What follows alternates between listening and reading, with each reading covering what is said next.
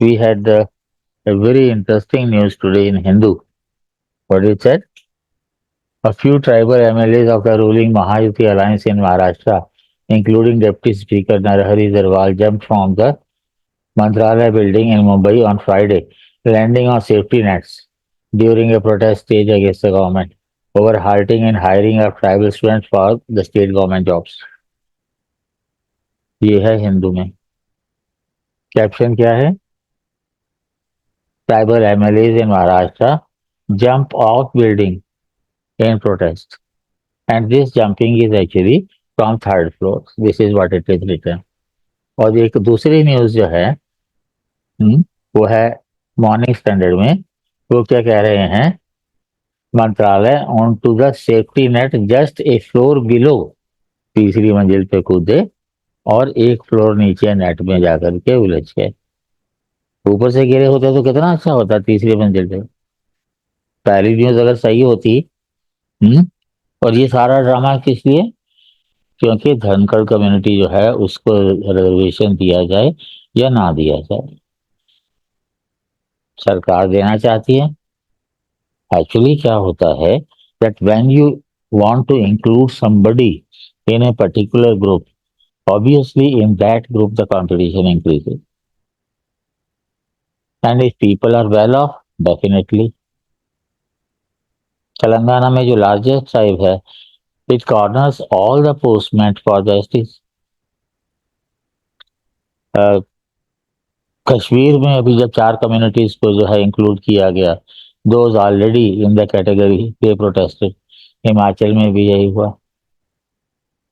तो सवाल ये है कि आप जब क्रिएट करते हैं categories, then you have the process of inclusion and exclusion. Include तो आप कर देते हैं, एक्सक्लूड क्यों नहीं करते भाई? पॉलिटिकल रीजंस होते हैं। जो लार्जेस्ट ग्रुप है कैसे एक्सक्लूड करेंगे? बड़ा इंटरेस्टिंग एग्जांपल है हमारे पास अ, राजस्थान का। You have गुजर्स, you have Minas. Minas were declared ST right in the beginning. Gujars were placed in the OBC जब वो category I, and they were doing well.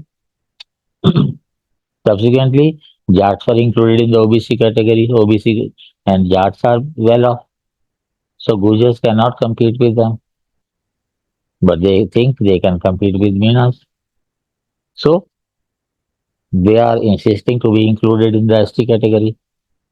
अब प्रॉब्लम क्या है कि Meenas are about 11%, Gujars are about 5.5% or 5%.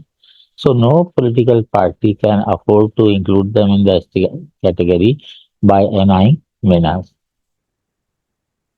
Democracy में तो शेर गिने जाते हैं।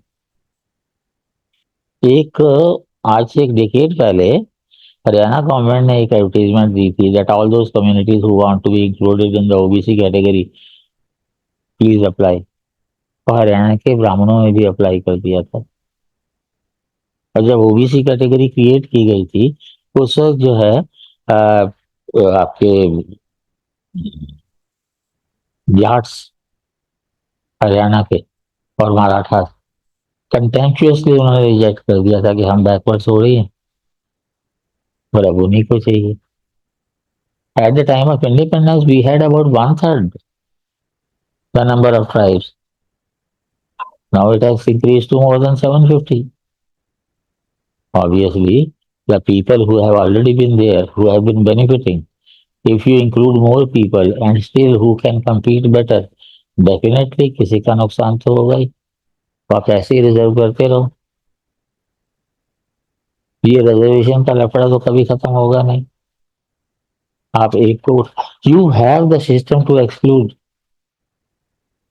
क्या जो तेलंगाना का जो लार्जेस्ट ट्राइब है या राजस्थान का जो मीना है, can you dare to exclude them because they are much better now, they don't need to? नहीं करोगे। तो सवाल वही आता है आखिर में उठ करके कि रिजर्वेशन किस बेस पे? मराठा कहते हैं कि of course we are a dominant caste, but majority of them are in that condition that they deserve. And that will be true for most of the communities in the country. When you say they deserve it on the basis of economy, then why don't you have economy as the criteria? और मैं दसियों बार suggest कर चुका हूँ, economy criteria इसलिए नहीं हो सकती क्योंकि हम लोग जुगाड़ू हैं। 5,000 रुपये खर्च हो तो सर्टिफिकेट बन जाएगा, कोई लोग तो 1,000 में भी बना लेते हैं। इवन SC ST के सर्टिफिकेट बन जाते हैं। Best criterion can be the government school education. I have already told n number of times कि हमारे यहाँ 70% यहाँ गवर्नमेंट स्कूल्स हैं, 30% प्राइवेट स्कूल्स हैं, बट स्टूडेंट्स का प्रोपोर्शन 50-50 है गवर्नमेंट स्कूल, मतलब ऑर्डिनरी गवर्नमेंट स्कूल। हाँ, नवोदय टाइप नहीं या military army central school type नहीं। And who would like to send his ward or her ward to a government school? Obviously, those who have no means.